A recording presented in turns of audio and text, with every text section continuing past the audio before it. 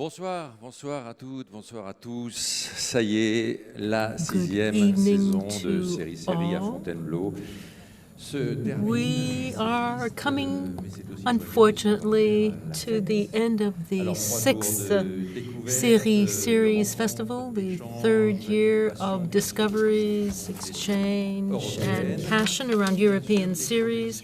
And of course, lots of screenings and previews.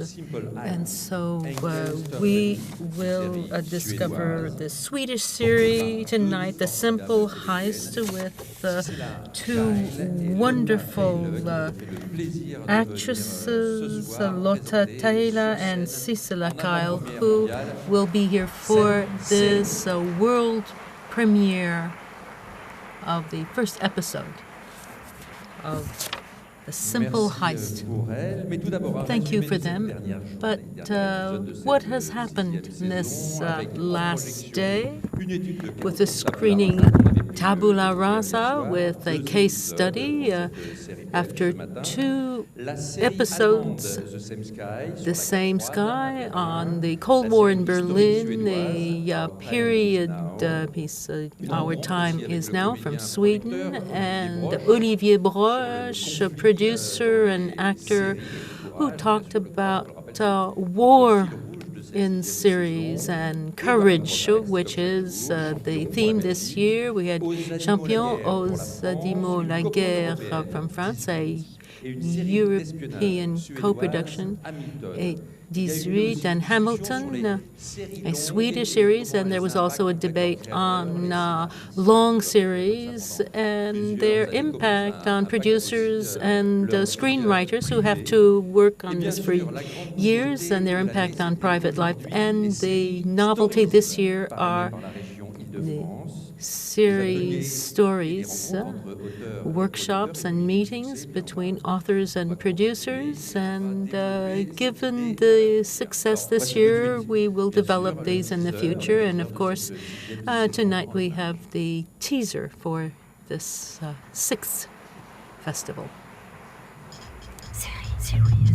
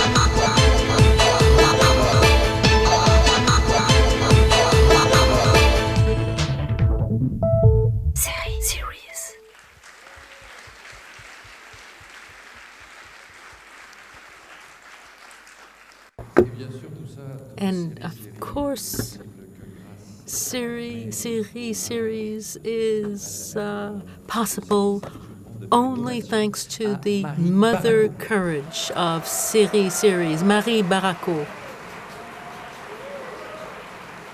Bonsoir, Marie. Good evening, Marie. That may be going a little far, but you deserve it. Thank you. And so we're going to express the thanks, the acknowledgements, because it takes a lot of people to help us out.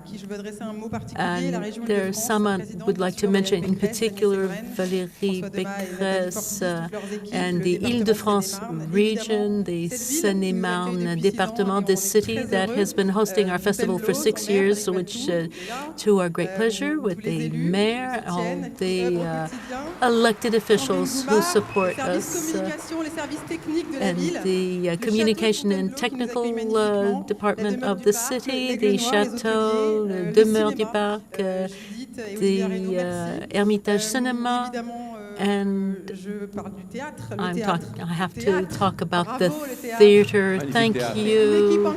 Congratulations to the theater and its wonderful team, its wonderful staff, and all their technical staff worked with us, and many others, subtitling, providing a library, all the films that we've shown you that are extremely well done, and so everything has been done. And so we have live, you can watch us live on Facebook, and the interpreters who are steaming in the cabins, in the booths that are very hot, and the people who have crossed all of Europe to join us with their generosity and professionalism, and of course the most elegant of us all, the Master of Ceremonies, Pierre Zeni, and the editorial committee. I can never thank them enough for their work daily, whether they are both French and European, who are all here. Nicolas Jorel, who does all the music for us. Stéphane Crier, Gilles Mignon, who are responsible for the technical aspects. And I would like to thank all the volunteers, 37 of them here for 3 days. Thank you so much. And they were just wonderful. That the reception, the people tending bar, the chauffeurs, they were all wonderful, and such wonderful support. Every year is really most gratifying, and I would like my staff to come here on the stage. They've been working day and night on this event.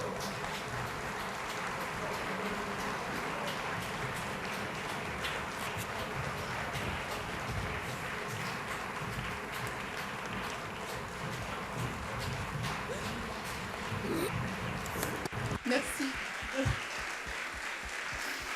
Voilà.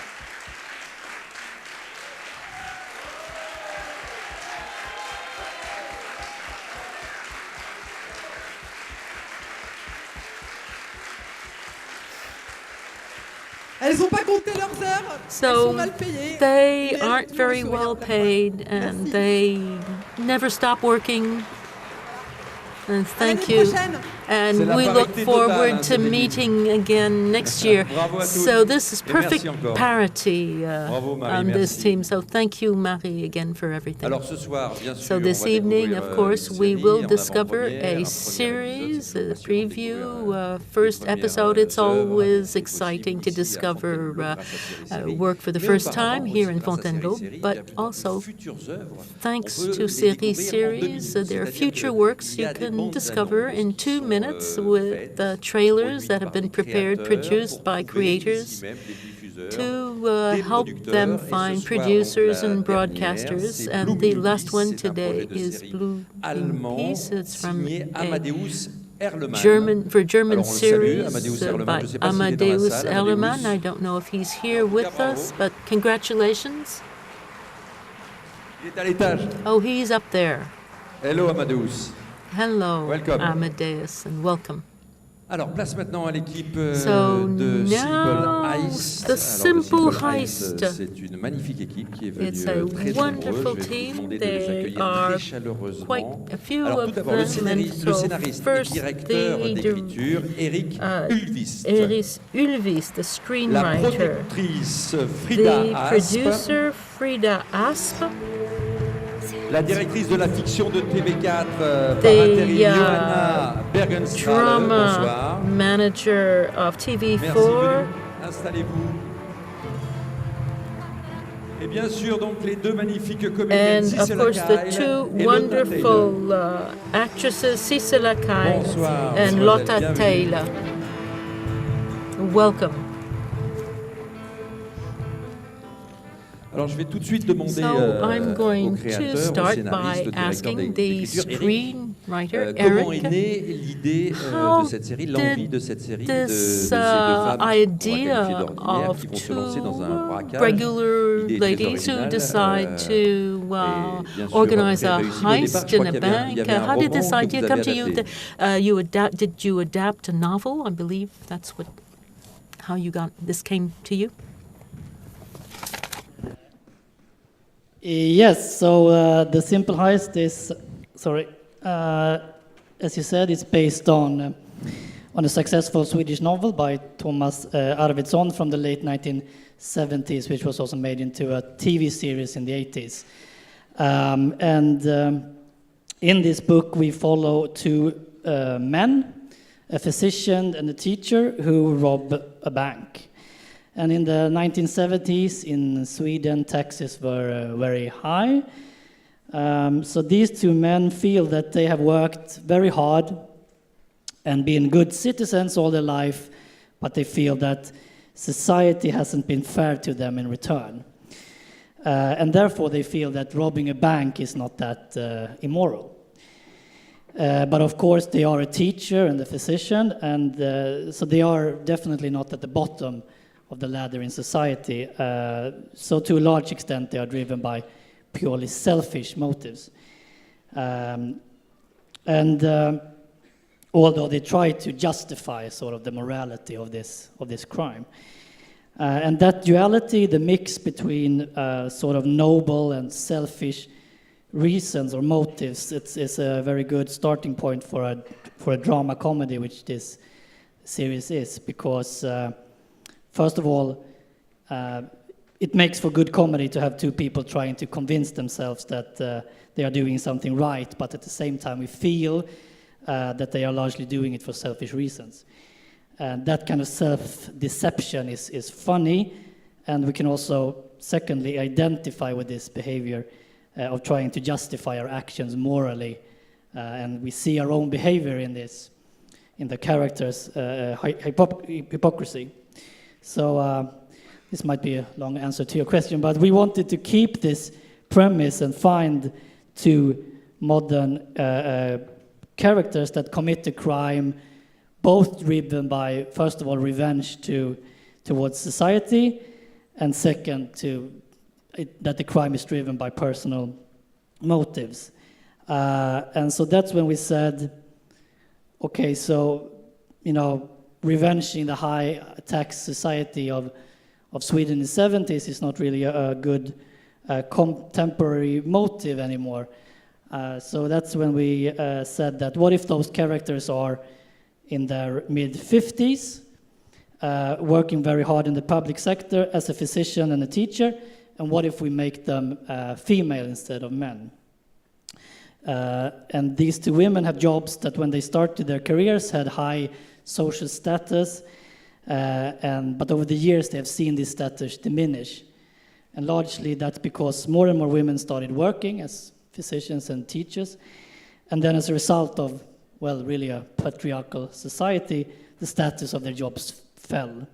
So these two women have worked very hard all their life for the good of the public, but society hasn't been fair back to them, they feel. And especially the male society hasn't been fair back to them. They are the ones who took care of their kids while their men made careers, and they have jobs where the salary have risen much less than in other male-dominated sectors. And they have jobs where they are under a lot of pressure from pupils, patients, parents, and politicians. So they have a lot of responsibility, but they lack resources, and they are not compensated good enough. So this, to us, felt like a very good and contemporary theme. But just like in the original, these two characters, Jenny and Cecilia, are higher educated. They have more money than the majority of people, so they are also driven by selfish motives of getting more money for different reasons. So you still have this dual morality, and we think it makes for good comedy, and also while keeping a dramatic backbone to the story, so to say. And also, hopefully the viewers feel that these women are like me, even if I don't go to such extremes as robbing a bank. So that's shortly. Alors c'était une réponse. Voilà, vous savez presque tout, je vais y aller. Non, merci Eric. Je voulais demander quand même à Marcella et l'autre. I wanted to ask Lotta and Sissela, these two women women what appealed to you in this idea of a doctor and of these women resorting to robbing a bank? Have it in English. I have it in English. I'm just chancing. Alltså, tala till dig. Yeah. Appealing Yeah. to. I think it's it was very, when I got this script, it was very interesting, and the big question was that Eric told, why do two women in the age of 60s, the early 60s, okay, soon getting retired anyway, soon getting to be 60. Yeah, okay. Why do they rob a bank? Yes. Yeah. And that was, for me, a big challenge to make a believable story. And I think Eric told mostly everything about the characters. I mean, they don't have any criminal backgrounds. My character, for example, are working as a teacher in maths in the primary school. She's that kind of woman that had two works, you could say. A professional, and then she has the responsibility of housekeeping and taking care of the children. And when you meet her in this series, she's just going through a divorce process, and she has very bad economy.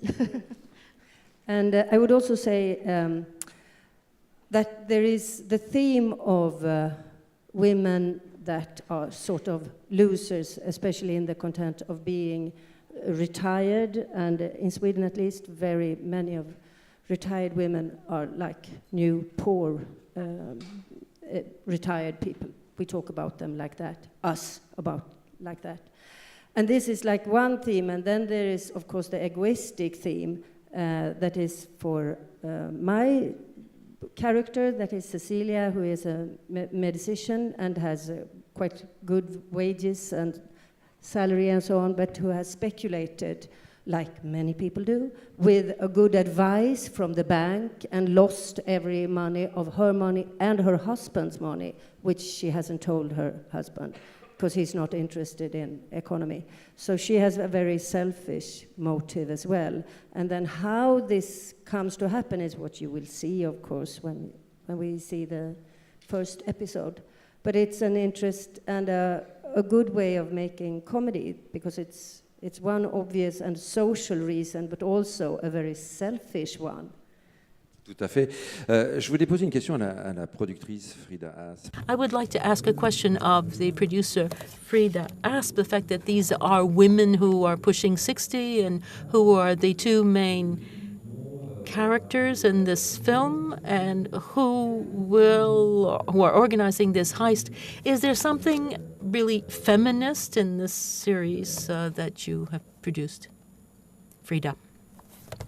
Yeah, but of course, it's when you are a woman over 50, your life is just supposed to slow down, and that is what accepted in Sweden, I guess also here. So, but that's so great with the story is that these two characters doesn't accept that. They just go and rob a bank instead, and you know it turns out that they are actually brilliant.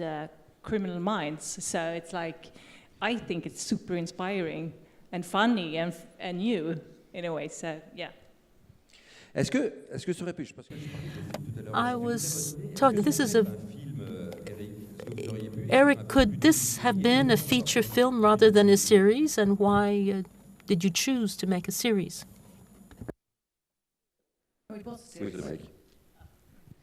Yeah, I think it could have been a feature film, definitely. But to us, it was important to have enough time to, first of all, turn these main characters from, you know, people who would never have thought of robbing a bank into actually coming to the decision that, yes, we should do this. So we wanted to spend time on exploring that decision, first of all, and then we wanted to explore, you know, how do people that have never done anything like this prepare, how do they go about it, and then eventually what consequences will this have for their lives. So, I mean, could have been a feature film. I think it's much better suited for a series in many seasons. I think we still have themes and things to explore in coming seasons, hopefully. Can I add, as a broadcaster, I'm Yes. very happy that it's not a feature film. J'imagine. Pourquoi vous avez dit oui d'ailleurs? So why did you say yes to this project? But you have heard the people that writes and produce and acts, how they describe it, and we of course fell in love with the project. And it was Erik's analyze on how to do it, and I mean, to make it contemporary and to make it with female characters instead of male, as the first TV series and the book. It was relevant today. So, yeah. I wanted to ask the two actresses what kind of special enjoyment you have from playing in a series compared to theater or acting in a feature film. What is the advantage of developing a character over a longer period, Lotta? Yeah, it's to have a head character like this in a series. You have especially as a female actor, you have the possibility to do more complex work. I think that's the best gift you could have as a woman, to have the possibility to, yeah. Are such roles exceptional in a series, even in Sweden, which is known to give women a better place in society than anywhere else, and in France too? Is it rare to have a main role in a series? I didn't understand everything, and this doesn't work. So that's why I'm not wearing it. But I understood some parts of it, maybe. Is it exceptional for a woman to have this kind of character, of part in a series? Yeah, well, this is kind of... in Sweden, especially. I think we have some series with main feminine characters. I play another part in a series about women history and feministic history. That is now in the 4th season in Sweden. So that is also, we have some of it, but of course, like everywhere, there is a lack of it. And I think that what is very good in this is that the two characters are the one that drives the story forward. They are not they are really the subjects of the story, and that is really good. As a producer, defending such characters, is this also part of an almost political purpose? Defending a series like this, in such strong female characters who drive the action, is this almost a political action? These are roles that had originally been written for men, and the novel and in the first series. As a producer, having women play these roles, is that something important to you? Absolutely, but I don't think it's a problem at all. You know, you can just take a woman instead of a man. It's like it isn't that complicated. It's just that we are old-fashioned and just tell stories about men, but probably this is going to change over time, I hope. And I think it's as relevant, of course, with women. And for me, it's closer to what I want to produce, absolutely. Merci beaucoup, Frida. Merci. Thank you very much to all of you. And thank you to all 5 of you. Congratulations, and we're going to see the first episode of this series now.